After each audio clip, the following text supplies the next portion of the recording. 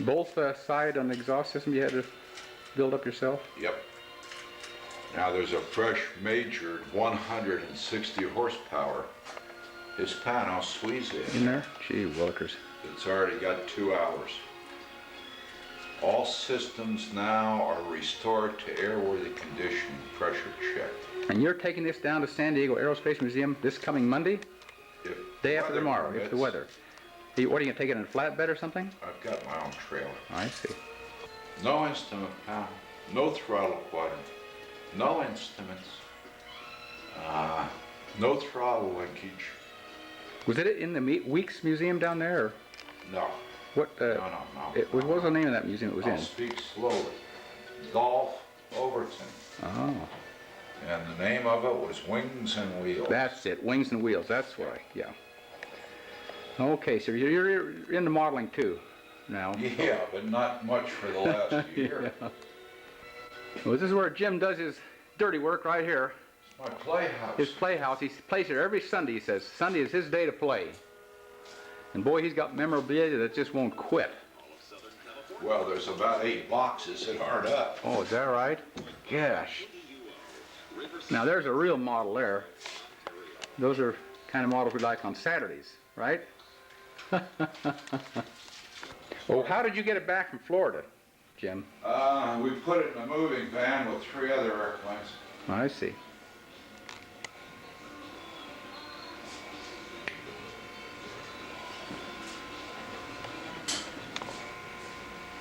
Now we're in Jim's living room here, and this is his engine collection. Let me get a little... How many engines you got in this collection, Jim? Oh, I really don't know. Never bothered counting. I got more outside.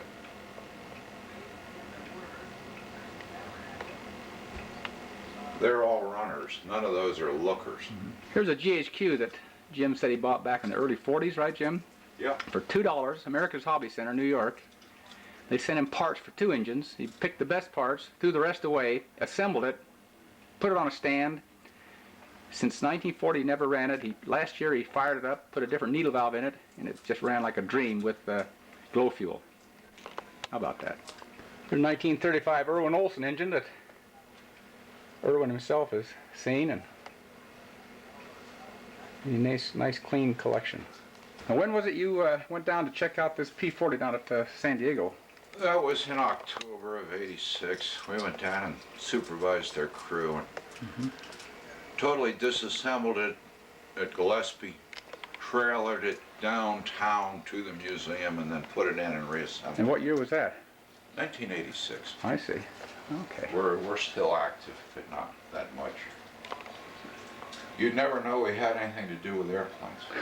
An old house full of airplanes.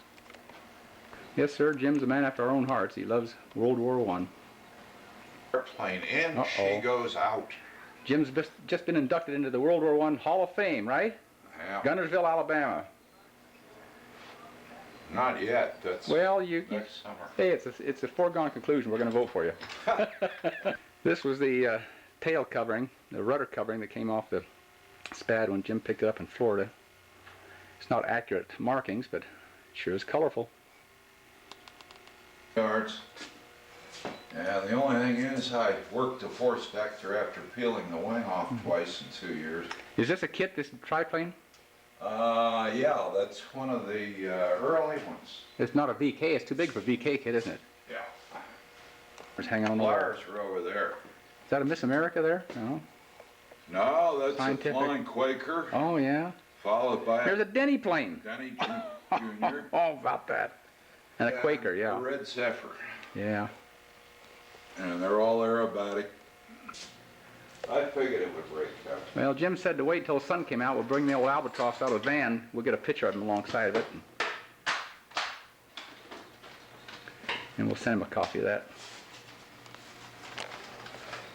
Not Yeah, you can Southern California. barely read Mercury Aviation there. If anybody knows where Mercury Aviation is located, let us know at Hanson Scale Aviation Video. This Jim Appleby.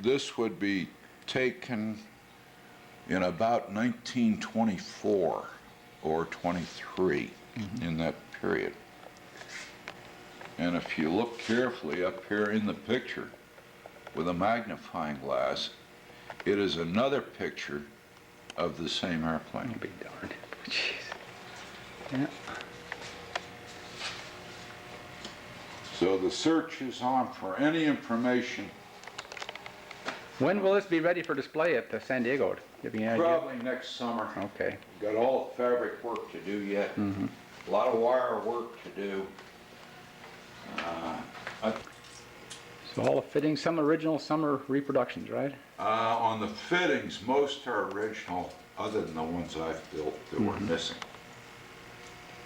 Like the machine gun mounts had been cut right out of the airframe. Somebody else needed them. The throttle quadrant, linkage, walking beams, that had all been taken out. Every line was stripped, every fuel selector. There wasn't even an instant of assemble. Well, this airplane was hanging at Benson High School in 1950 when I graduated. So, do you know what year after that Ralston got a hold of it? Well, Ralston,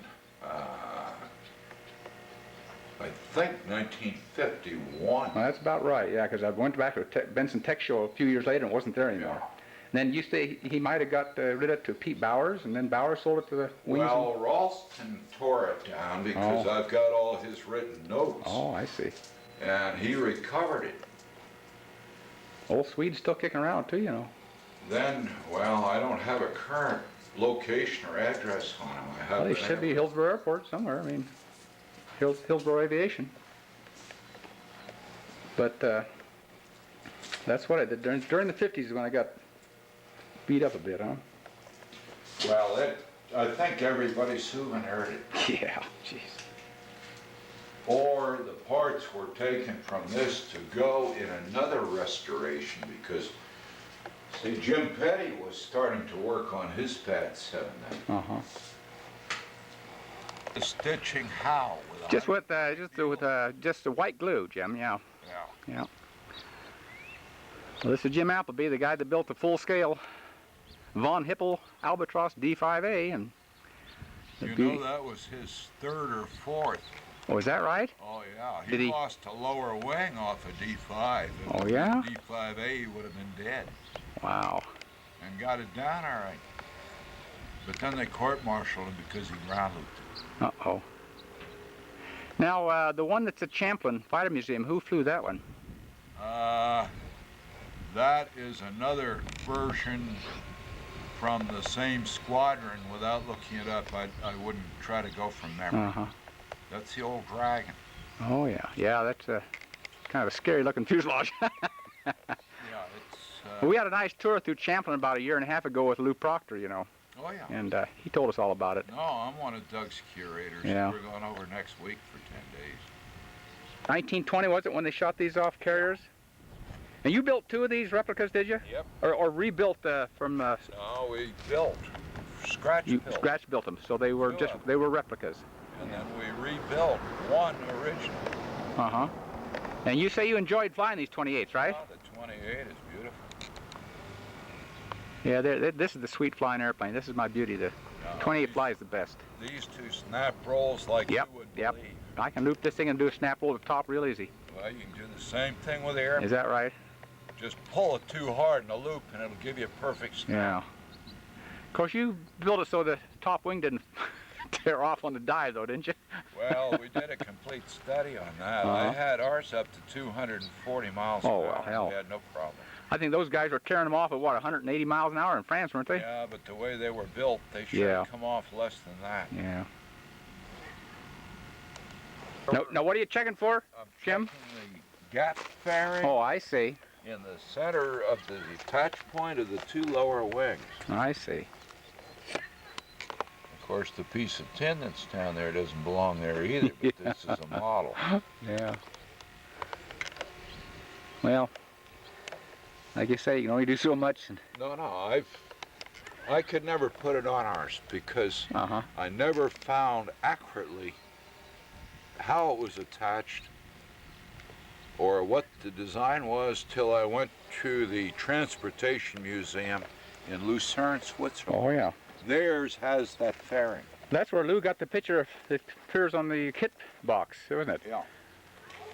And that one has been slightly modified. I hear Lou's in good health now. He's got his pilot license back. Well, That's what I hear. Paul Ross was telling me that, or was it? Yeah, Paul Ross. Final words of wisdom, Jim. Oh, they make their money up here on traffic violations. Oh, I've been doing real good then. I've been watching They it. love to see Oregon plates. Is that right? So if it says 55, run 55. Yeah. Well, Jim, if you ever get up Oregon way, be sure and stop by and see us, huh? Oh, will do. We haven't been up there. Yeah, you know where we're at. Good. Oh, yeah. And thanks a lot for having me by. Appreciate it. Okay, we'll see you. Pleasure. We'll see you. Maybe maybe see you down at San Diego Museum here coming Monday. Maybe, But maybe you're not. Just going to be there Monday? Just Monday, yeah. Probably in the morning only. No, I'll miss you. Okay. I won't even roll in there till 2 in the afternoon. Okay. Well, until we see you again. All right. Thanks a lot, Jim. Going slow. Hey, great. Thanks. Well, we're back at the San Diego Aerospace Museum, in between contests in Las Vegas.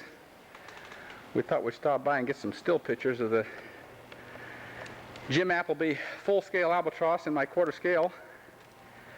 We got some videos last time, but we didn't get any still pictures, so we're going to concentrate on still pictures today, and hopefully we won't never have to come back and bother them again.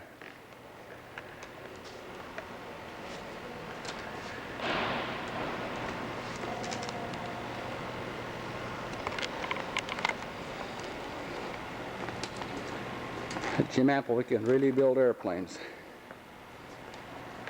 And we got a Newport 28 here.